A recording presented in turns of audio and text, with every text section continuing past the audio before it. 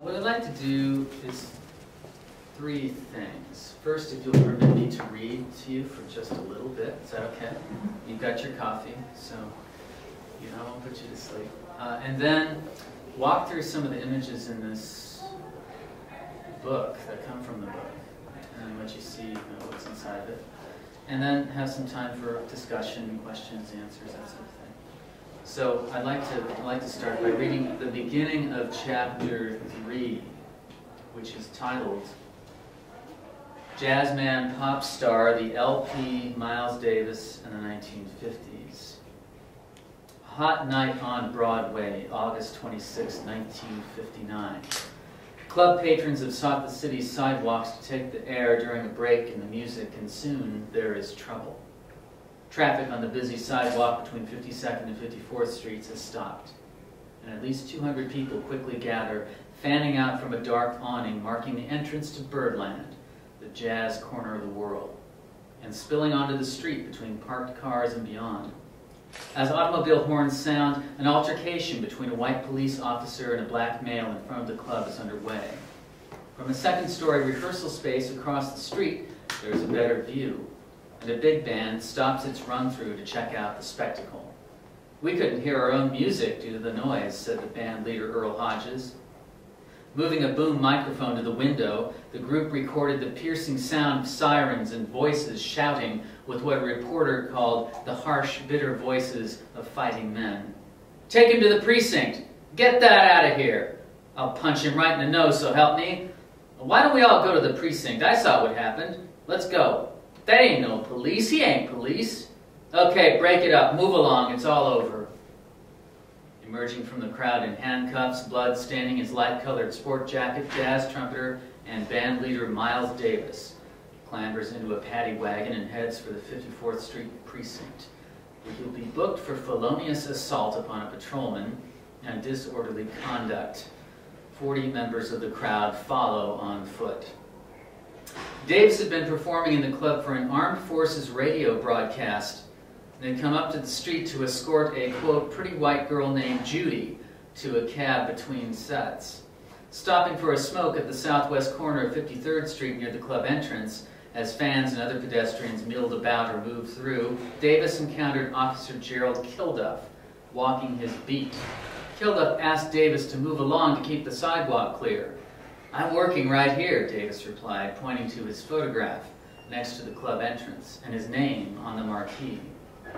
Davis refused to move after another order, and Kilduff attempted to place him under arrest. Davis resisted, grabbing Kilduff's nightstick to protect himself.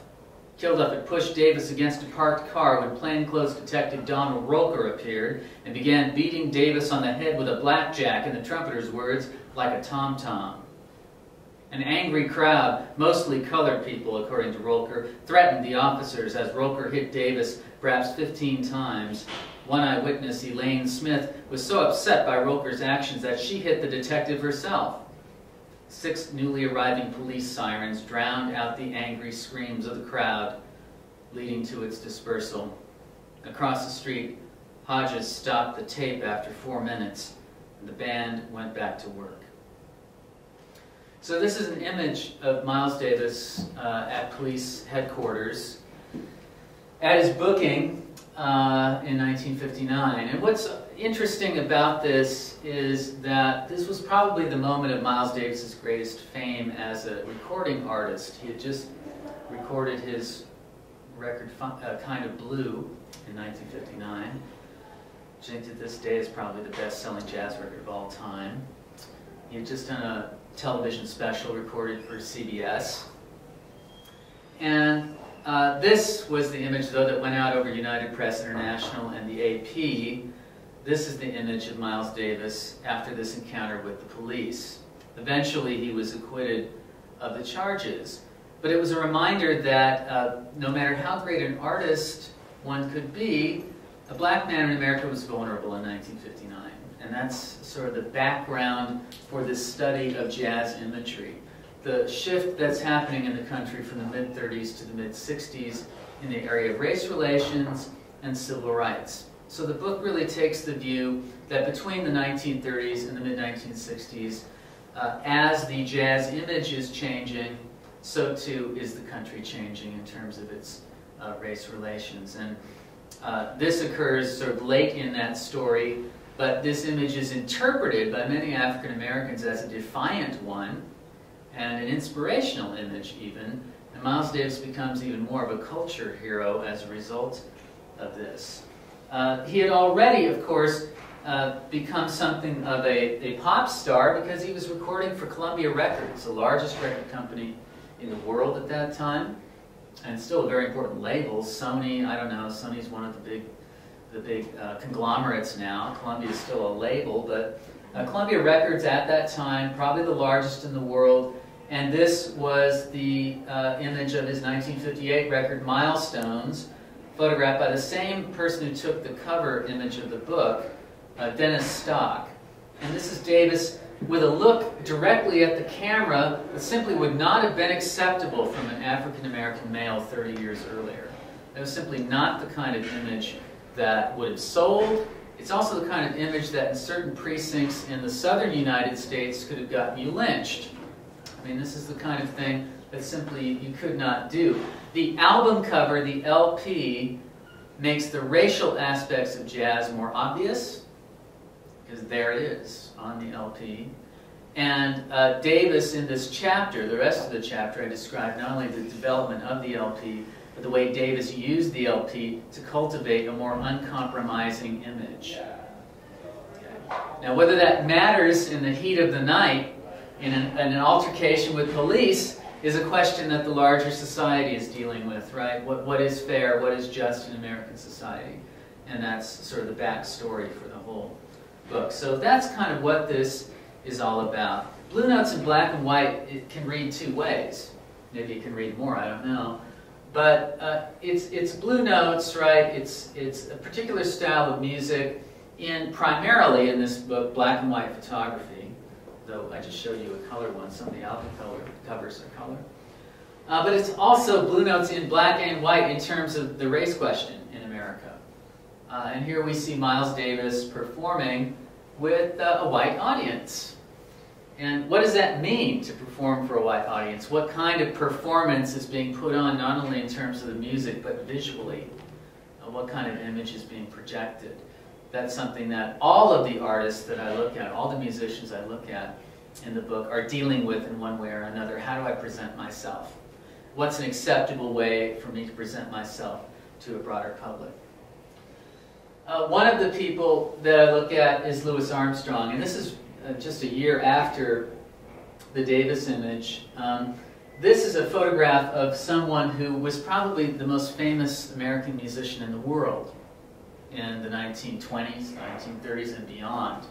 A sort of ambassador for jazz, but also for the United States. He went on State Department tours. He was very well known.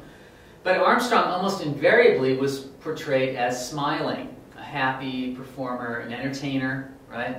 This image is quite different.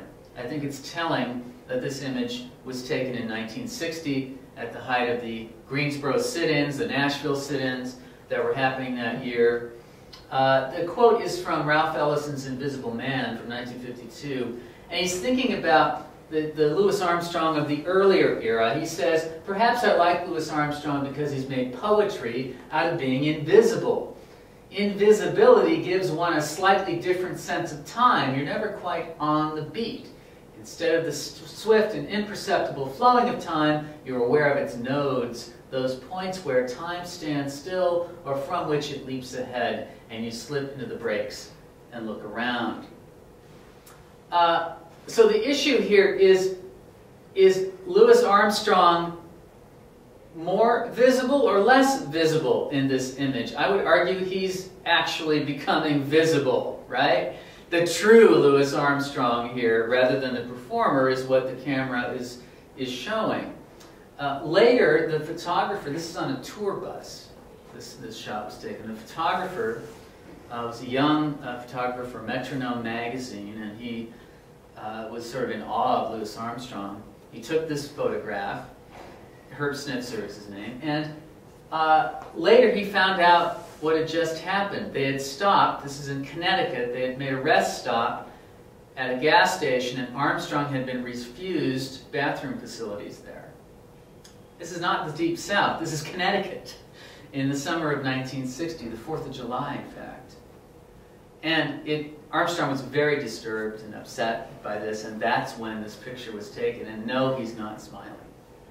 So what I'm trying to do, I guess, is complicate the notion of the jazz image. It's more than merely an image of someone performing with an instrument. It's much more complex than that. And we even see that in a character we think we know visually, a Louis Armstrong. Here's someone else from that era, Duke Ellington. This is a photograph from 1938.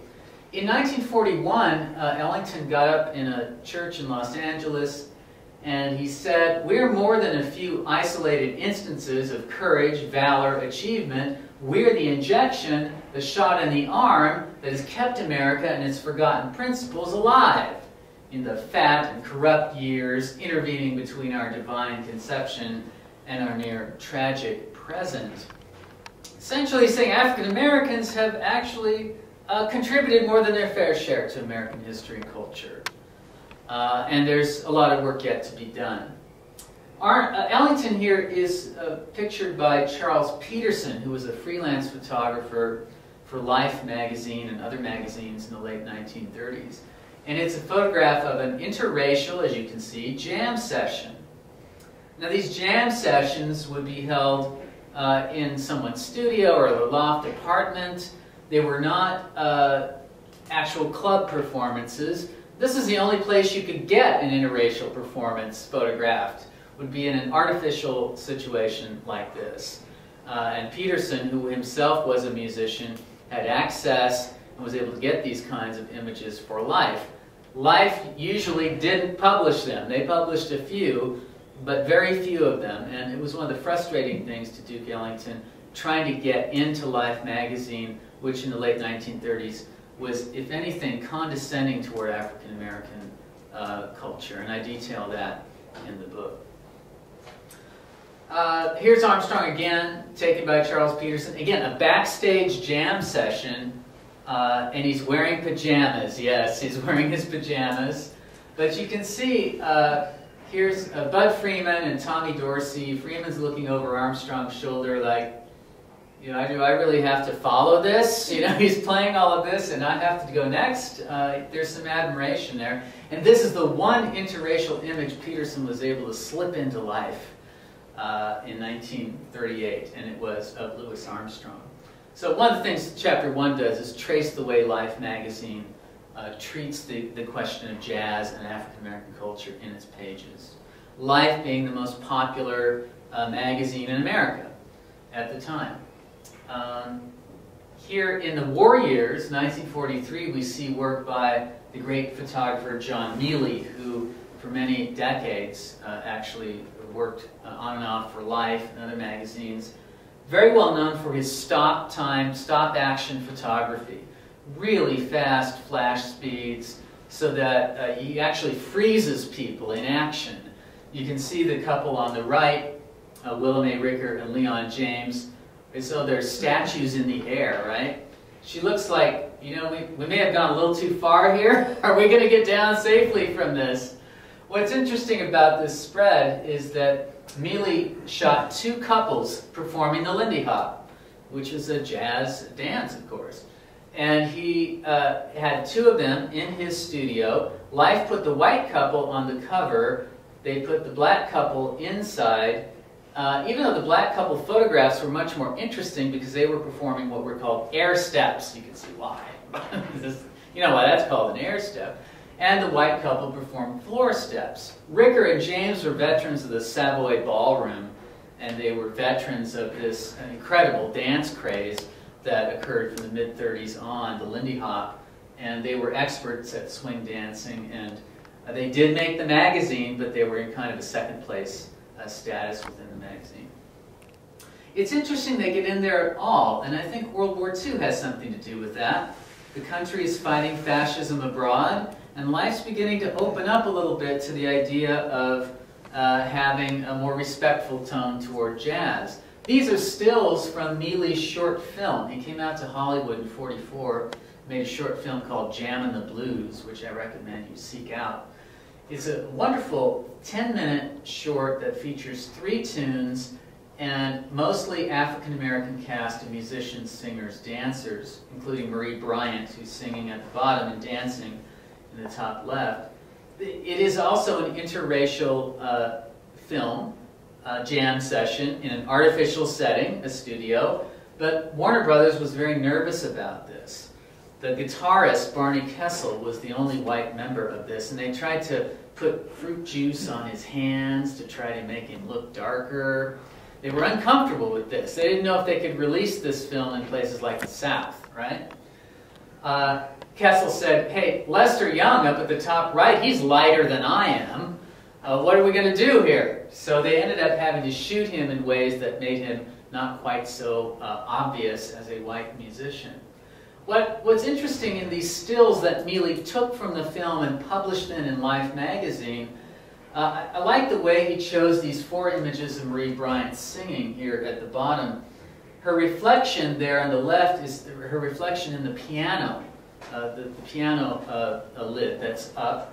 And then you see a dissolve into the light. The song she's singing is On the Sunny Side of the Street. And so if we are thinking about African Americans emerging into taking their fair place in American society, I think this is sort of a metaphor for that. They're coming out into the light. She's singing about being on the sunny side of the street, essentially coming out of the shadows. That's one thing photography does. It exposes, right? Exposes, and it makes these folk more visible than they would be otherwise. Just a few more. William Gottlieb is one of the great jazz photographers. He's someone who is very well known. His work is at the Library of Congress now. It's a very famous image of Ella Fitzgerald. And one of the things that I learned in talking with Bill Gottlieb and studying his work, he would collaborate essentially with the musicians. I thought I was writing about the photographers when I started this book, but it turns out I was actually writing about the musicians as well. One day I was writing and I realized I just wrote 6 pages on Dizzy Gillespie. How did that happen? Uh-oh, I better go back and rethink this. So with the Gottlieb-Gillespie relationship, we essentially have co-conspirators, right? The photographer is saying, I'll take your picture. The musician is saying, oh really, you'll take my picture. That'll get me exposure, it'll get me visibility, and I'll work with you, right? Gottlieb made it his mission to expose the world to bebop, which was the kind of jazz, small group jazz, that Dizzy Gillespie had helped pioneer. It was looked down upon even by people in the jazz world who preferred swing, Benny Goodman, big bands.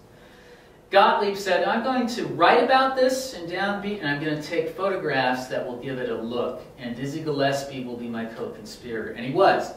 Here he's taking a photograph of Ella Fitzgerald, but as he said, I kind of moved my shoulder a little, and Dizzy picked up on this, and he moved into the frame. And so he created this little drama here where Dizzy was looking at Ella Fitzgerald kind of longingly, almost flirtatiously, could you say. But what's really fun is that over her other shoulder, you see the bassist Ray Brown. And he's just staring daggers at Dizzy Gillespie. You see the look on his face? Well, he was engaged to Ella Fitzgerald, so he's keeping a very close eye on this. And then over behind Dizzy, you see Milt Jackson, the vibe player, who's laughing as though he's laughing at the entire episode. So this is the kind of sort of managed image that Gottlieb would come up with. But you can see how these images were first exposed to the world. That's a very different presentation, isn't it? You have to actually hunt on this tabloid page in Downbeat magazine, which was a trade magazine, not that great of a circulation, to find the image. There it is, and it's cropped, and the entire drama just doesn't register the same way. This is how many of these images found their way into the world, if they found their way at all, until many years later in many cases, including this picture, very famous image of Billie Holiday, right? You may have seen this on a postage stamp. It's an iconic picture of Billie Holiday. It was not published at the time. People didn't see this picture until 1979, when Bill Gottlieb's wife and his friend said, you know, you've got all these great images, they're just in shoe boxes in the closet, why don't you get these out from 30 years ago, and there's got to be a book in there somewhere, and there was, called The Golden Age of Jazz, and that sort of inaugurated this vogue for classic images of great jazz musicians. But at the time, this incredible image of Billie Holiday didn't have an audience.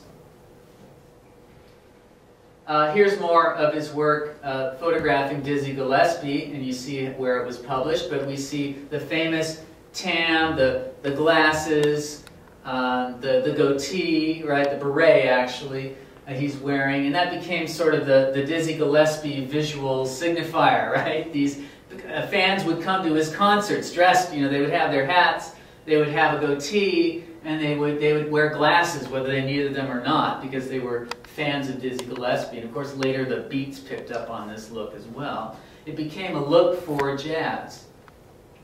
But again, this is how the world, or a small corner of the world, first saw this image. There are other ways of photographing Dizzy Gillespie. Herman Leonard came onto the scene as a young photographer trying to make his way in New York in 1948. In order to get into the clubs, he told the owners that, well, I'll take photographs and you can use the photos to publicize the dates, the concerts, right? Just let me in and I'll do this. And to the musicians, he said, I'll give you a print. So he didn't even get paid for these. He got admission into the clubs, essentially, and he got the experience. Here he photographs Dizzy Gillespie and his band at the Royal Roost in New York. And here is the heroic Gillespie. This is the trumpet virtuoso Dizzy Gillespie. And that backlighting behind him seems to make him even more formidable and dramatic. So there are lots of ways of sort of visually constructing these musicians. Leonard came up with one of the most potent. And one of the things he did so well was employ the use of cigarette smoke, right? I asked Herman Leonard before he died, how did you come upon this? He said, well, I had two lights set up at a concert, and two flashes set up, and one didn't go off, and the other one did, and the one that did was behind, and it backlit the smoke. And I said, aha, I've got a look here. I've got something. And this, of course, became the kind of thing that jazz is also very closely associated with, a smoky club.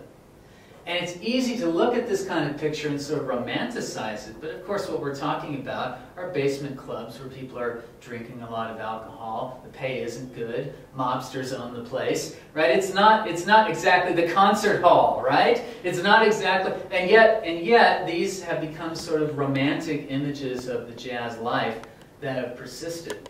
Leonard, like Gottlieb, his jazz photos were, they were put away for decades. He did other assignments, he traveled the world. It wasn't until the 1980s that he finally got a publisher for his photographs. And they were published first in London, then in Paris, and then finally back in America, these images. And now they're at the Smithsonian. So now they're valued in a way that they simply weren't at the time they were made. As we move into the 1950s, of course, the record industry is changing, and one of the big ways it's changing is that the long-playing record is created, the LP. So people are experiencing jazz and other kinds of music in their homes, in suburbia, right? They're experiencing it in more of a private, less of a public way. But what it creates is a visual field for jazz that's new. You know, you don't have to go to hear Sonny Rollins perform to see what he looks like. You can buy the record and get his photograph on it. Now this is taken out here, of course. Way Out West, record by Sonny Rollins, who was an East Coast hard-bop tenor sax player from Harlem, right? But he came out, this was his first trip to California, and his first recording for a small label in Los Angeles called Contemporary Records. And he said, I have an idea for my cover. So he essentially art directed his album cover here. They got a hat, they went out, they got a holster, they went out to Pear Blossom, he had his sax with him, they artfully placed the skull just right, and William Claxton, who was probably the greatest of the West Coast jazz photographers, took his photograph as a kind of gunslinger. I asked him, what did you think people were going to think about this picture? Do you think people were going to laugh? Or he said, well, some of my friends gave me grief about it. White people, I think, just had fun with it. Because it's like, what is he trying to be? John Wayne or something? Or Tom Mix or something? He said, actually, I wasn't trying to be them. I was trying to be Herb Jeffries. What was Herb Jeffries? Herb Jeffries was a singing star with the Duke Ellington Band in the 30s and 40s, but he had another career as an actor. And he acted in so-called black westerns, like The Bronze Buckaroo and Harlem on the Range. And Sonny Rollins had grown up in Harlem going to see these movies as a kid, and he said, this was my chance to be Herb Jeffries and to be a Western cowboy. And he also knew all about Buffalo Soldiers and the role that African Americans played in the development of the West. So those in the know got it. Otherwise, it was a humorous image. The point here is that at small labels like this, like Contemporary, sometimes the artist could have a great deal more control over their image. And Sonny Rollins here has just that. Probably the most famous of these small labels is Blue Note. Even people who really don't know anything about jazz, they kind of, Blue Note is something they know about. And the look of Blue Note records is something that's instantly recognizable. In part because it's so simple and stark, usually. The foundation of those images were the photographs of the co-owner of the company, Francis Wolff. Francis Wolff, a Jewish German who had left Germany during the 1930s, was co-owner with Alfred Lion of the company. They were very independent-minded, and they didn't have a lot of money in the 1950s. In fact, they were late getting into the LP market because they just couldn't afford it. When they finally did, they weren't able to afford color photography and color reproduction. It was expensive, so they had to use black and white. And a second color, usually only one color, extra color, for accent. Here you can see how a Francis Wolff photograph of Sonny Rollins in 1958 was designed into a Sonny Rollins album cover that has become sort of iconic. In fact, the rock musician Joe Jackson did an album called Body and Soul where he copied this album cover. The photographs on the East Coast were often made in these small recording areas. This was made in the living room of a recording engineer named Rudy Van Gelder in New Jersey. His parents' living room had the best sound. And these jazz records would be rehearsed and recorded in this living room. You can see the Venetian blinds in the background, right? It's a very small, intimate space. It meant that Wolff was going to get up close and very intimate kinds of photographs that then his designer, Reed Miles, would turn into very dramatic images. I asked Sonny Rollins, did you have anything to do with this? Because I said, no, Blue Note kind of knew what they wanted to do. They had their look. But I just regret I'm smoking a cigarette, because I quit smoking cigarettes after that. But again, it's an image that projects a kind of cool. Our the fifth chapter looks at the turn into the 1960s. And I look at a photographer and a musician, the great John Coltrane, who was a kind of a seeker. John Coltrane was famous for playing chorus after chorus in his solos in clubs. A reporter asked him, how do you know when to stop?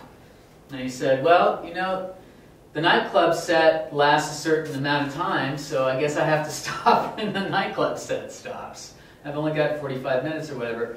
Hard on an audience, but it was an example of the way Coltrane was constantly seeking for the right note. Just about as obsessive was the man who took his photograph, Roy DeCarava, an African-American photographer who followed Coltrane up and down the East Coast for a couple of years, constantly taking his photograph, trying to find the definitive image of Coltrane the way Coltrane was trying to find the right note. We see here the way DeCarava approaches his subject is quite different from the way Herman Leonard and Gottlieb and the others had. They had carefully lit everything. He's working under available light. He's working with whatever light there is in the club, and that's what he's going to get. That's the aesthetic he's looking for. What happens is you end up with a slower shutter speed, right? And you end up with blurriness. But to De Carava, he captured the motion, the movement, the passion of the musician that way, and the clarity that was sacrificed didn't mean so much. So these are two seekers, Coltrane and De Carava. Both of them, detailed in the 5th chapter, become inspiration to younger colleagues. Coltrane in the 1960s is an inspiration to young black musicians who are more avant-garde and who are taking a much stronger black nationalist approach to the music. De Carava is an inspiration to younger black photographers who are having great difficulty getting their work published during that decade. And he helps form a workshop, a Kamonge workshop is the name of the group, and it still exists today, where he took younger photographers under his wing and helped get them gigs, helped critique their work, to try to collectively move their careers forward. So again, the two men are parallel. What's intriguing about his work, De Carava's work, is that he saw jazz musicians not as celebrities, he saw them as members of a discrete community.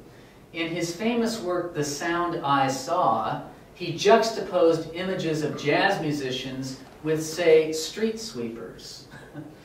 Both of them had work to do. Both of them had important contributions to make to the society. And the society he's documenting in The Sound I Saw is Harlem, right? This is an image that I think projects a kind of elegance and soulfulness with the wood of the bass and the casual stride of these three musicians as they're walking off stage. It's sort of set off against this kind of modern architecture. De Carava is looking for a kind of African-American quality to the music and a soulfulness to the music that to him is tied to community. As I said, his book is very much concerned with living conditions in Harlem as well as with documenting musicians. So you see them right next to each other. Now the interesting thing about it is, though, he couldn't get that book published either in the 1960s. It was not until 2002 that the book finally saw the light of day, although people in the know, for them it was kind of a holy grail. Have you seen De Carava's book? You know, young photographers would have to go and visit him and see this work that was almost legendary. By 1964-65, well, we know what's happening on the popular music scene, right? I mean, in 1964, Beatlemania, right? The Beatles come across, the British invasion comes, and jazz is very much on the decline. Club dates are drying up, the records aren't selling in the same numbers, and jazz is more and more seeming more like a private art. This photograph was taken by one of the great American documentary photographers, Eugene Smith, who made his name shooting war photographs during World War II for Life, and then sort of pioneered the photo essay for Life magazine in the years following the war. This was taken years later at a loft above his loft in a building in the Flower District in New York City. The loft became known as the Jazz Loft, and artist David X. Young lived there, and musicians used it to rehearse. They would come and they would rehearse, and it was sort of a private communal place away from an audience where they could work out their music and sort of have a place to go where they didn't have to pay for rehearsal space. Eugene Smith during the same time was kind of a recluse, documenting the life outside his window, documenting what went on above his floor, and selling almost no pictures. He took thousands of images of these musicians. This is the only one that saw the light of day during the 1960s. It was for an album cover for Thelonious Monk called Monk in 1964, the year the Beatles invaded, right? I think the image not only is a wonderful one of Monk, it recapitulates as well the cigarette smoke and the sort of romantic image of jazz, but also places the music kind of in a very private, intimate place. You know, what's important here is what's in Thelonious Monk's head, right? There's no audience implied here. It's a very private space, and I think that is sort of symbolic of the way jazz is receding as part of popular culture in the 1960s. And that's pretty much where the book winds down. I kind of do a quick run through to bring us up to the present, but that's where the bulk of the book ends in the mid-1960s. So that's the book, Blue Notes in Black and White, Photography and Jazz. Thank you for listening.